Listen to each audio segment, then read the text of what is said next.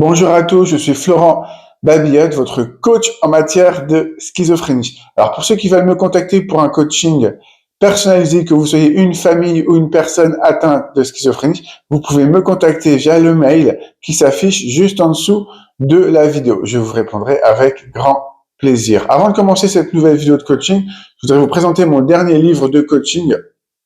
Donc ça s'appelle Comment se rétablir, coach schizo, comment se rétablir. Vous tapez Florent Babillot, coach schizo, comment se rétablir sur Amazon. Je répète bien sur Amazon parce qu'il est disponible que sur Amazon. Et donc du coup, ce livre, c'est vraiment ma méthode de coaching. C'est 3 ans de travail, c'est 3 ans de recherche en développement personnel, en neurosciences, en psychologie. C'est aussi beaucoup basé sur mon expertise de la maladie et des gens que je coach, car les gens que je coach, je les aide, mais ils m'aident aussi parce qu'ils donnent des techniques sur leur gestion des voix, des crises, de la paranoïa, sur comment mieux communiquer avec eux, par exemple. Et toutes ces méthodes, toutes ces techniques, je les donne dans ce livre. Donc, je vous invite à le lire. J'espère que ça va vous plaire dans votre parcours de rétablissement. Ce livre peut servir qu'on soit une famille qui a besoin de conseils ou qu'on soit tout simplement une personne atteinte de schizophrénie. Donc, pour cette vidéo, je voudrais vous parler d'un des chapitres de mon livre qui parle de l'alimentation. Parce que moi, j'ai eu beaucoup de problèmes à une époque. Je faisais des crises de boulimie notamment, très importantes à cause de mon traitement, à cause d'un des effets secondaires de mon traitement qui fait qu'il donne tout le temps faim. Et c'est vrai que j'avais une alimentation relativement saine, on va dire, jusqu'à 23 heures.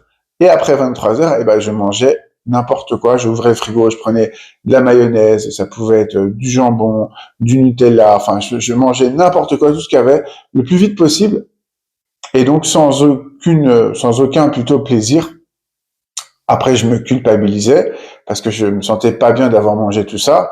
Et donc, ce qui se passait, c'est que c'était très compliqué pour moi parce que quand on se culpabilise, ce qui se passe, c'est que dans mon cas, étant très sportif le lendemain, je faisais une séance de sport, on va dire, punitive, où je faisais plus de sport que d'habitude pour me punir d'avoir trop mangé la veille. Donc, c'est vraiment important de faire cette vidéo pour vous aider parce que je pense que cette vidéo peut concerner beaucoup de monde, notamment les gens qui ont tout le temps faim, puisque les effets secondaires des traitements, certains font qu'on a tout le temps faim à cause de certaines molécules. Donc c'est important d'avoir un traitement adapté, mais aussi d'avoir des conseils pour mieux gérer la médication.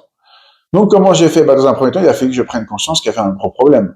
Parce que à un moment, c'était devenu ma normalité, je me goinfrais à 23 heures, juste avant de dormir, ce qui est le moins bon moment, puisque vous allez stocker si vous mangez à 23 heures, car vous n'allez pas vous dépenser après 23 heures en général. Donc voilà ce qui se passe. Donc je prenais beaucoup et surtout au niveau du haut de mon corps, j'avais pris beaucoup et il devenait de plus en plus difficile pour moi de faire de la musculation et notamment de faire des pompes parce que je voyais que c'était de plus en plus dur de soulever ce corps qui devenait de plus en plus lourd. Donc ce que j'ai fait, c'est que dans un premier temps, j'ai pris conscience.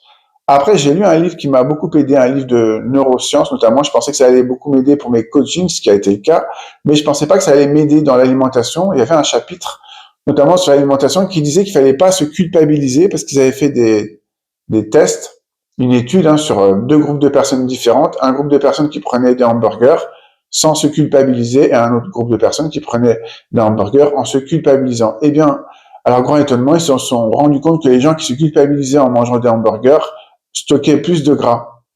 C'est-à-dire que le fait de se culpabiliser, vous allez vous mettre en stress et donc quand vous vous mettez en stress, vous activez la fonction stockage de votre corps. Donc la première chose que j'ai faite, c'est j'ai accepté que j'avais des crises de boulimie et j'ai commencé à moins me culpabiliser, à moins me stresser quand j'en avais et j'ai décidé d'apprendre à mieux les gérer.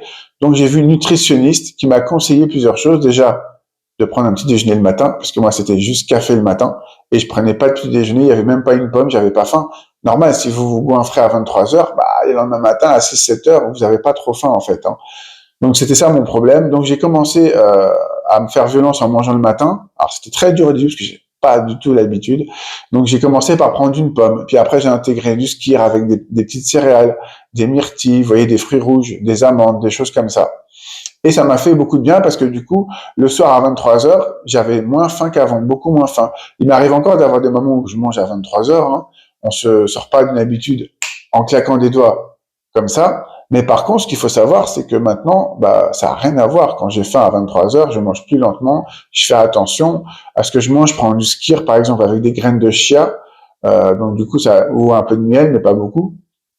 et ça vient finalement caler mon estomac. Le skyr, faut savoir, c'est comme du fromage blanc, mais sans sucre et sans matière grasse, hein. Donc, du coup, ça vous cale et vous avez plus faim après. Donc, c'est une méthode qui marche vraiment bien sur moi. Il faut savoir également dans cette vidéo sur l'alimentation, on peut pas faire une vidéo sur l'alimentation sans parler du microbiote intestinal. Le microbiote, comme le dit le professeur Font, il est constitué à la fois donc de bactéries positives qui vont vous aider et de bactéries qui sont négatives.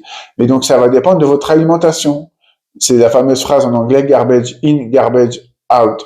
Si vous ingérez, entre guillemets, des déchets vont ressortir de vous.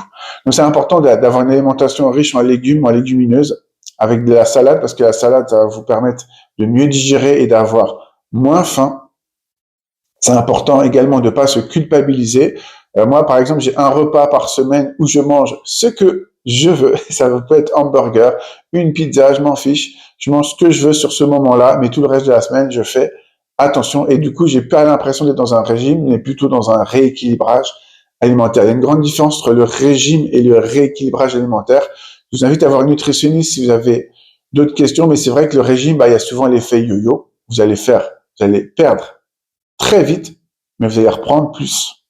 Donc le but, il n'est pas là. Quand on perd du poids, on a envie de se stabiliser, de perdre, mais sur du long terme et de pas reprendre surtout après. Donc c'est très important. Donc ce que je vous dis dans cette vidéo, j'espère que ça va beaucoup vous servir. Il faut aussi savoir que c'est important parfois de se supplémenter, notamment en vitamine D quand il n'y a pas trop de soleil. Notamment, moi, je le fais d'octobre à mars.